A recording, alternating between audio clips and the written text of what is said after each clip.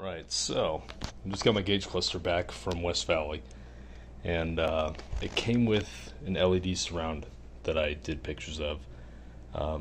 It's a nice amber, it matched exactly what it used to be for factory, and it came out right here, and it's this orange, red, and red wire, and they came with this box, and this thing is beyond massive, right? We're talking, this thing would have just been a disaster. So I took the box apart, I desoldered the ends of it, which again, these things are on either end. So this thing was massive, okay? I was out of my comfort zone, because I absolutely hate soldering, and I took the time to solder direct onto the board after testing, and then I heat shrunk. I've got 22 gauge right here. 22 gauge is now strain relieved, and so it'll be over this connector here. This is locked in place by some 3M tape, so that's nice and tidy. Strain relief back here looped, and then out to a DTM 2-pin, which will power my LED, and also with a little brightness and power on off. So eventually what I'm going to be doing is I'm going to be taking this power source right here and making this dimmable by the potentiometer that's located about here in the car. And for those of you who have not seen this yet, I might as well show you the rest of the cluster. So this did not arrive perfectly. Yeah, there were a few faults here and there, but overall I'm very happy.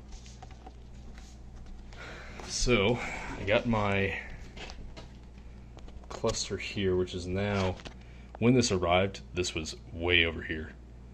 The angle was all wrong, and this one was off by a little bit. So I took everything apart. There was some stray hot glue stuff from the LEDs. I cleaned all that up, and geez, the lighting here is terrible.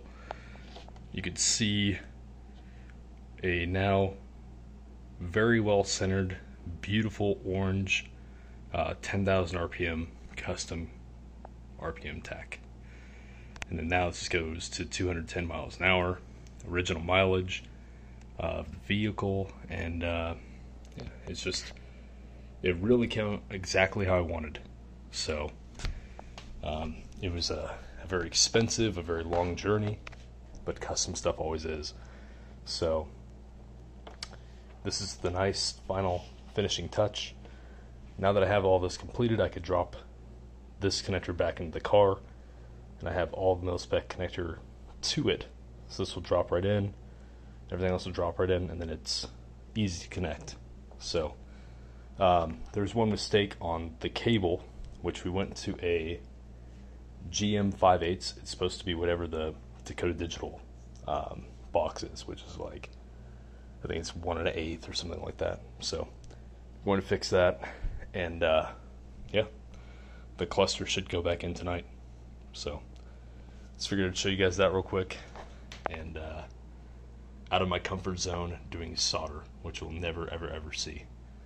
So I just figured this box is fucking horrible to get this. There's no need.